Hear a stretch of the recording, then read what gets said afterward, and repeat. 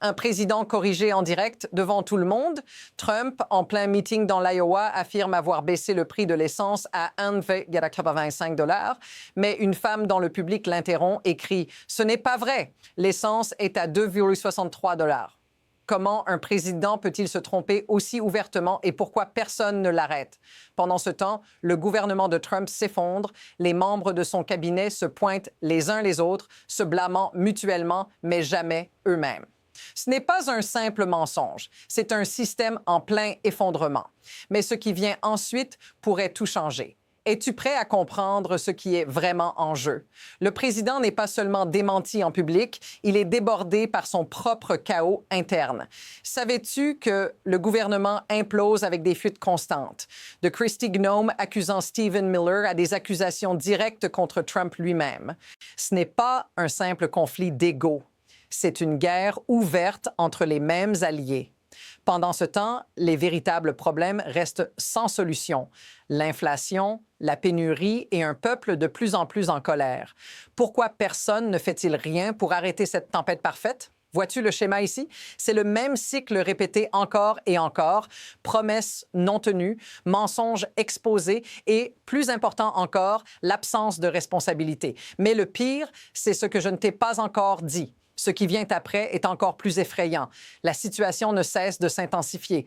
Trump n'est pas seulement contesté par le peuple, il perd maintenant le contrôle des données. Le président est démenti en temps réel en public et la réaction est incontrôlable. Ce n'est pas simplement une erreur isolée, c'est un modèle qui reflète la déstabilisation interne de son régime. Ce qui semblait autrefois être un choc occasionnel est maintenant une série d'échecs consécutifs. Et pendant que tout cela se passe, les promesses qu'il a faites tombent une à une. Tu te souviens de la promesse que les prix allaient baisser? Pendant ce temps, l'inflation continue de monter, les salaires ne suffisent pas et le peuple se sent de plus en plus pris au piège. Que se passera-t-il quand les mensonges deviendront trop évidents pour être ignorés? Et juste au moment où l'on pensait que cela ne pouvait pas empirer, un nouveau scandale éclate. Trump ne perd pas seulement du soutien au sein de son propre cercle. Ses alliés les plus proches sont eux aussi submergés par la même vague de chaos. Est-ce là l'effondrement de tout ce que son régime représentait autrefois? Ce qui vient ensuite pourrait être un changement irréversible. Les pièces du puzzle commencent à s'assembler et ce qui se révèle est encore plus alarmant. Alors que les catastrophes économiques s'accumulent et que les politiques de Trump s'effondrent, une figure clé dans tout cela est la désinformation. Pourquoi, alors que tout s'effondre, les dirigeants insistent-ils pour ignorer les vrais problèmes et se concentrer sur des distractions? Trump, par exemple, continue d'attaquer des projets essentiels comme le logement abordable, alors que ce dont le pays a réellement besoin, c'est d'une aide urgente pour la classe ouvrière. Mais non, au lieu de cela, il se concentre sur des batailles politiques futiles. Et ces politiques erratiques alimentent la division et le chaos. Combien de temps ce cirque pourra-t-il tenir sans qu'un événement catastrophique ne se produise?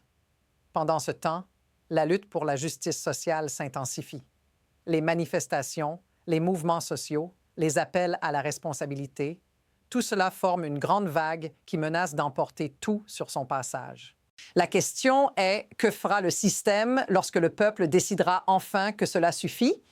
Les options se réduisent rapidement. Le système est clairement en crise et bien que certains continuent de défendre le statu quo, les gens commencent à voir ce qui est réellement en jeu.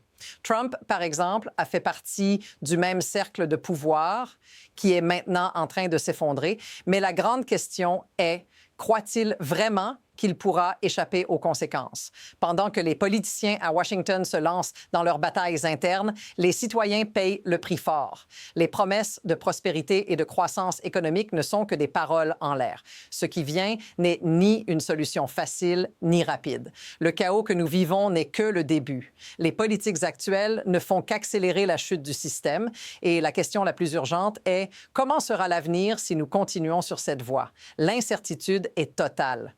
Mais une chose est claire, les prochains mouvements, tant en politique que dans la société, détermineront le cours de tout. Ce qui se passe maintenant n'est pas un simple effondrement politique, c'est une crise qui va changer le destin de tous.